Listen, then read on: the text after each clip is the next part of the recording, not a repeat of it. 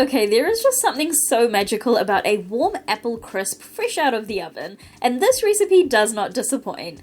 Juicy, cinnamon-coated apples are topped with a crunchy, buttery oat crumble. Simple, cozy, and so delicious. So to start off, you want to preheat your oven to 180°C or 350°F conventional, and we're going to prepare our apples first. So you're going to need 8 large Granny Smith apples. Any baking apple will work, and you want to peel, core, and slice the apples into 1/4-inch slices. You don't want them to be too thin, otherwise they're going to become, super mushy once the apple crisp is done.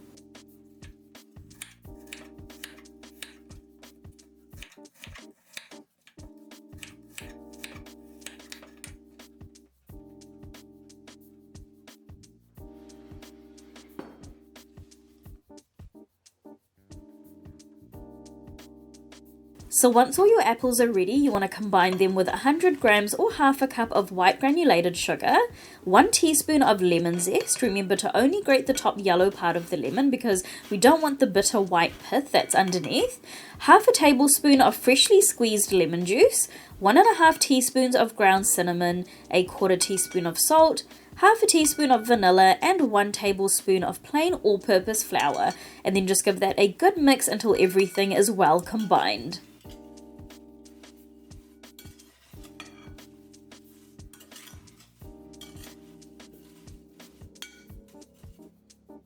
Now once the apples are mixed well, you want to transfer them to a lightly greased 9x13-inch baking dish and spread them out as evenly as you can and pop the apples aside for now while we prepare the topping. So for the topping, you want to combine 120 grams or 1 cup of plain all-purpose flour, 85 grams or 1 cup of quick cooking oats, 150 grams or 3/4 cup of soft light brown sugar, a 1/4 teaspoon of salt, and 1 teaspoon of ground cinnamon, and then just give that a good mix until it's well combined, and you also want to try and break up as many of the chunks of sugar as you can.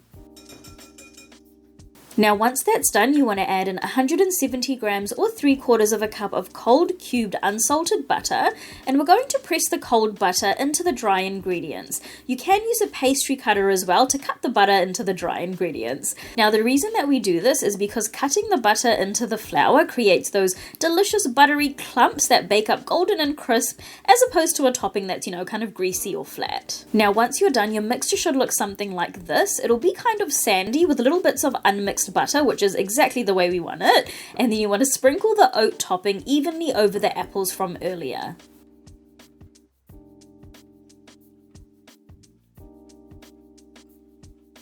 Okay, so once that's all done, this apple crisp is ready to go into our preheated oven for 50 minutes, or until the top is a beautiful golden brown color, and you may also see some of the apple mixture bubbling around the edges of the dish.